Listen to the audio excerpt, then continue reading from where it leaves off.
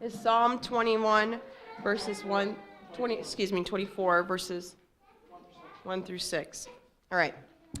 The earth is the Lord's and the fullness thereof, the world and those who dwell therein.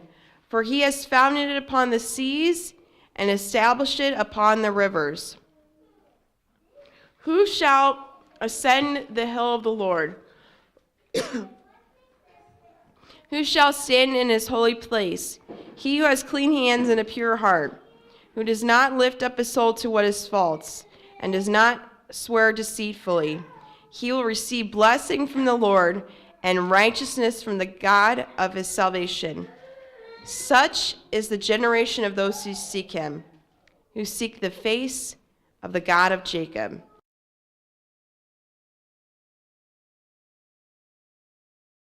So here's the start of a series that people usually are like, oh, grown, oh boy, here we go again. This is the lieutenant's talking about stewardship. Oh boy, all right, fine, I'll get out my pockets. Here's my quarter.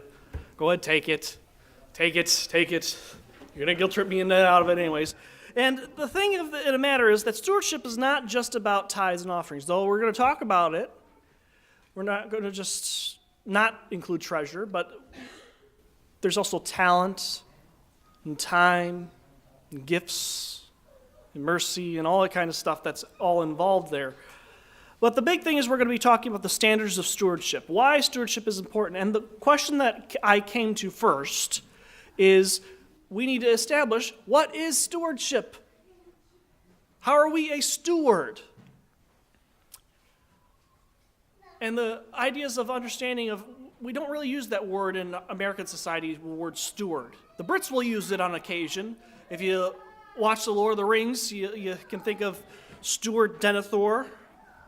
So that's an interesting story in itself, where Denethor, who's in charge of this kingdom of Gondor, who's seen the Lord of the Rings? Raise your hands. Lord of the Rings? All right, we got a few people. So hobbits, wizards, dragons, orcs, big nasty night terrors called foul beasts, all this kind of stuff. Ents, walking tree monsters. It's a good movie series. If you got about 7 hours, you think? 9 hours? 10? Really 10? You're thinking extended version. I'm just talking about the regular stuff. All right. So if you got about 9 hours of time to kill, go down to Family Video or even the library. I'm sure the library has them by now. But they've been out and just binge watch them. You'll be blown away that you've been like missing out on this wonderful tale of courage. But there's a gentleman in there called Denethor, and his name that probably doesn't mean much to you, but he's called the Steward of Gondor. At this moment in their history, the people of Gondor had a king, but the line was broken. Okay, what that means is that for generations they've been without a king because one king didn't have any kids and he got killed. Okay, and so they've been without this king, and so they've been having these stewards rule. And the thing is, it doesn't belong to Denethor, but it's his task to care for the throne of Gondor until the king can return. A heir to the throne can happen. I think of another word often that we associate with steward, and that is really manager. Okay, who's ever worked in retail? I've worked in retail. I worked as a pharmacy technician for CVS for 2 years. It's great. Anyone else work in retail? Grocery store, Walmart, a Target. Anyone else? Okay. You all know, so let me rephrase this. Have you ever gotten so mad because somebody, like returning something and it like just broke on you and you had to return it? And so you asked to speak to who? The manager, right? Okay. The manager is it the manager's store? So let's think about Walmart. So if you guys, Rebecca's an assistant manager out there. I know her pretty well.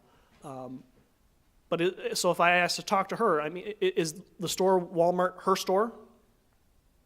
Does she own that building? Does she cut the checks is it out of her bank account that comes to pay the employees? Is it out of her bank account that pays for the lease on that building? No, it's not her building. But if something breaks in that building, whose responsibility is it? Hers. If there's a customer who's not happy, whose responsibility is it to make it right? Hers. If a water main breaks in their parking lot, whose responsibility is it to get that taken care of? Hers. She has to at least call the city, So Walmart has placed her. Walmart owns the store. Walmart has hired her to be and set her on the task of managing the store, not just keeping it from blowing up, but also making sure it's profitable. If this store in Logansport loses money, whose fault is it? Hers, right? kind of deal. She's expected to improve upon it. She's expected to have sales grow and to have continued and to motivate and generate profit. And so we come to this word of manager, and I want to get you guys in your frame of reference this word manager, and I want you to associate with the word steward. And since it's stewardship. Okay, so going back to the beginning. This is where we're at. Think Genesis. All right, so in the beginning, God created the heavens and the earth. Right? Yes.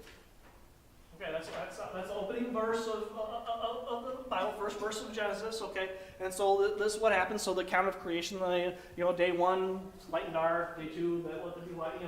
All kind of stuff. And we get to day 6 where He creates man, and something interesting happens there.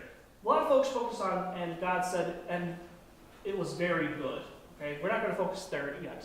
But one thing that God gave man was He put him in charge of something. What did God put Adam and Eve in charge of? I know we didn't read that necessarily, but go back to Sunday school. What do you put them in charge of? All the animals. Everything. Everything, right? Creation. So creation. God made this beautiful world, and He says to Adam, you need to govern this for me. You're in charge of this. Now, the trick of the matter is that Adam did make it, did he? He didn't make the world, right? No. Okay. So jumping back, there's a story of a little boy who grew up in New York during the 1800s, and this young lad had ordered parts from various different companies and had built this beautiful little sailboat. Okay? It was gorgeous. He had spent hours and hours and hours upon it, gluing all the pieces together that he had hand sawn and had shifted, and he set everything together and glued it and tacked on the sail and was able to make it out, and he made this gorgeous, beautiful boat. The lacquer that he applied to it made it shimmer and gleam, and it was gorgeous. And so he takes it to Central Park, and in Central Park there's a nice lake and some creeks and stuff like that, but he goes to the main lake and he sets it out to be sailed. And all of a sudden there's a great wind that comes by and takes this boat away. Now, we're going to stop there for a second in the story. That boat belongs to the boy, right? It belongs to the boy. So this wind takes it away, and he tries his best to go and grab it, but he just can't. And it gets away from him, and he gets out of sight. 2 days later, he starts walking down the street, past Macy's, past Woolworths, past all kinds of things, and he runs to this corner thrift shop.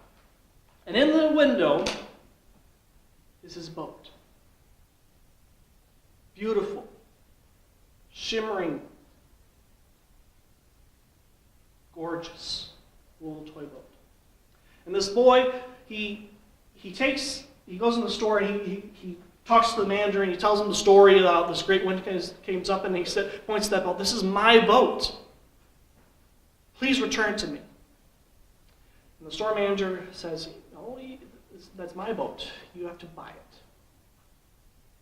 Because he had found it and acquired it like some junk dealers would find it or whatever. So he has to go back, and so this little boy goes back to his house and he breaks open his safe, cracks open his little piggy bank, his little diamond nickel, And he realizes there's not enough. He has to go out and collect all kinds of glass bottles. You know, back in the day when you could go and just collect all these bottles, and that's how you got your baseball card money, you know. And so he goes and takes it, and he goes up and buys back his boat.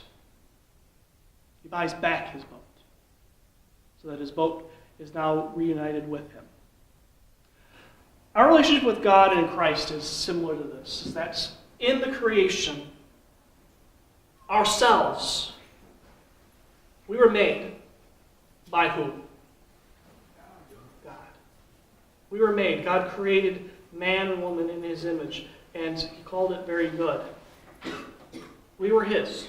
We belonged to him. Yet somehow this gust of wind called sin, when we acted outside of it, took and severed us away from it to where the point where God rediscovers and tries to get us back.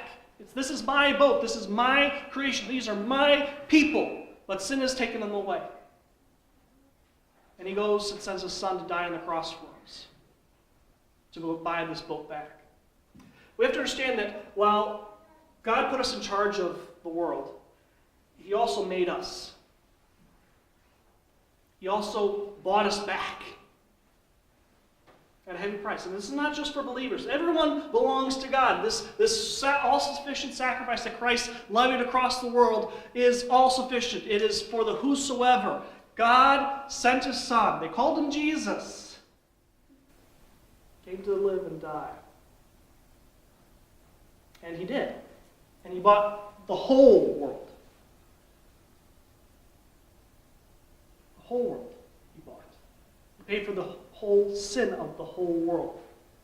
And we have to understand that for all time, that sacrifice has been dealt with.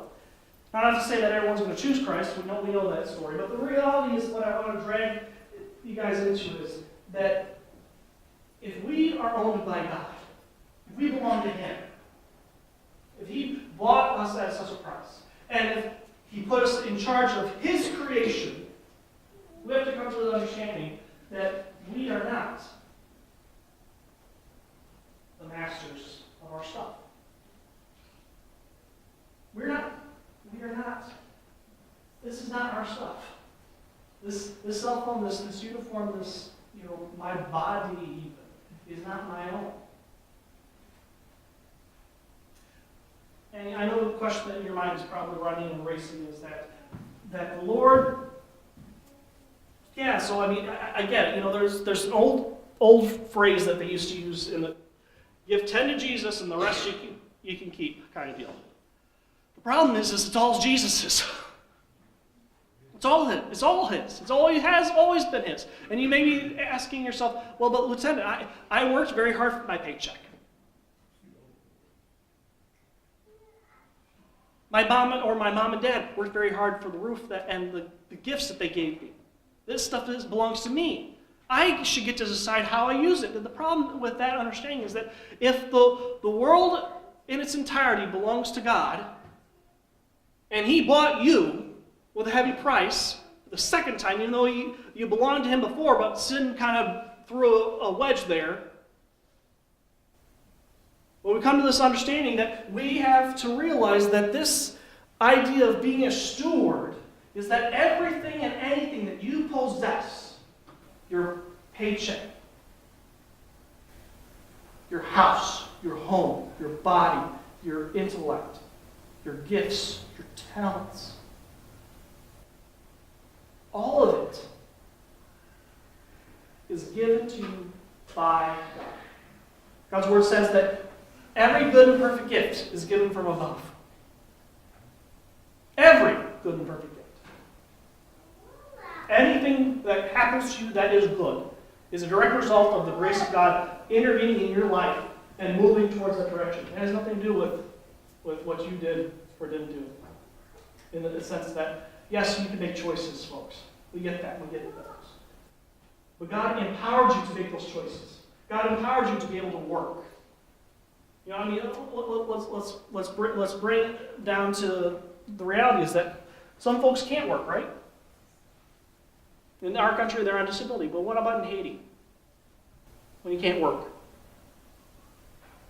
Or if you're in Kenya and you can't work?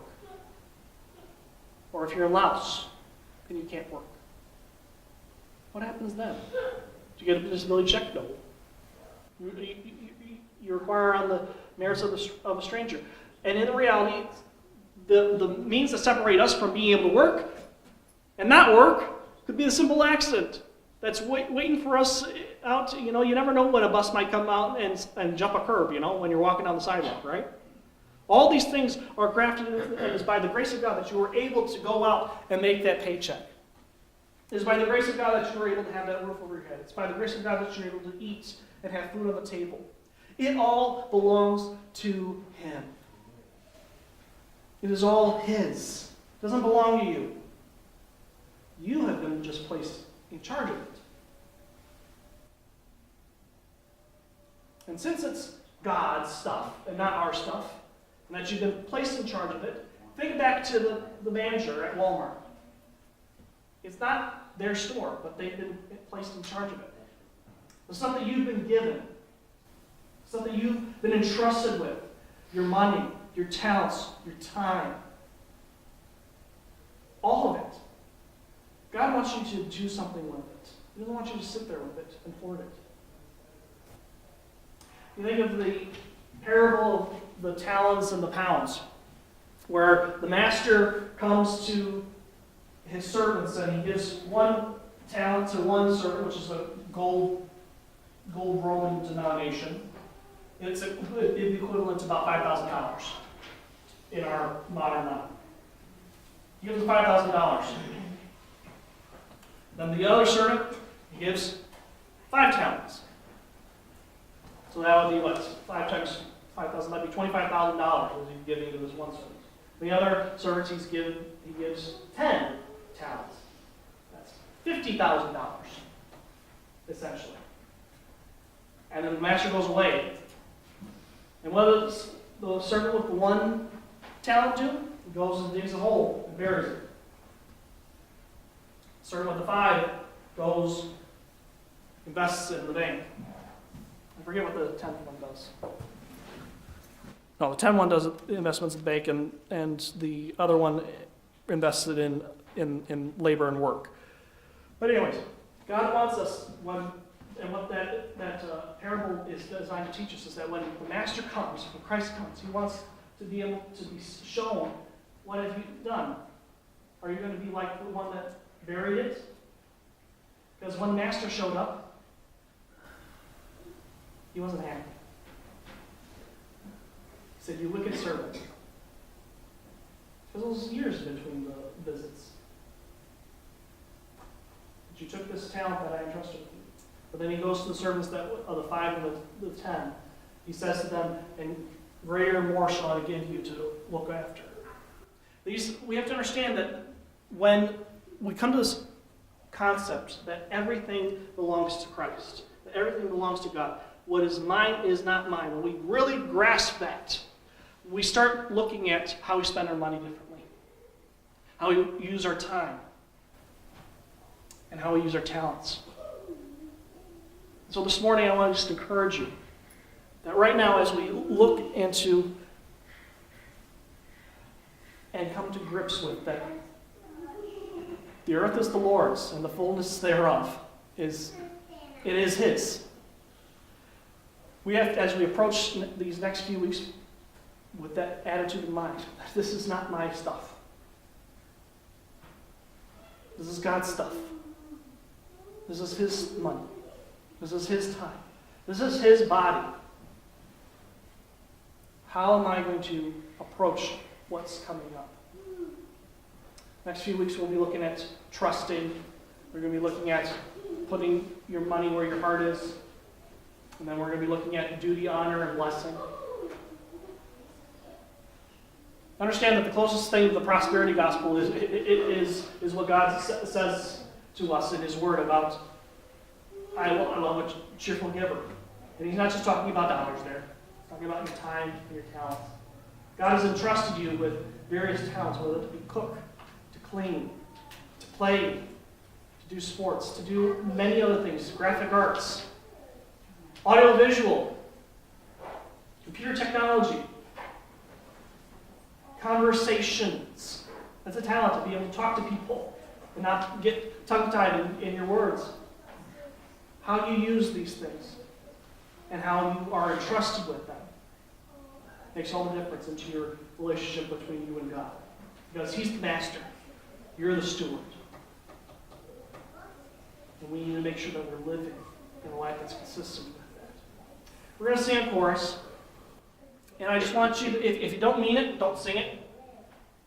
We lie in church a lot. You know that? When we sing stuff we don't really mean.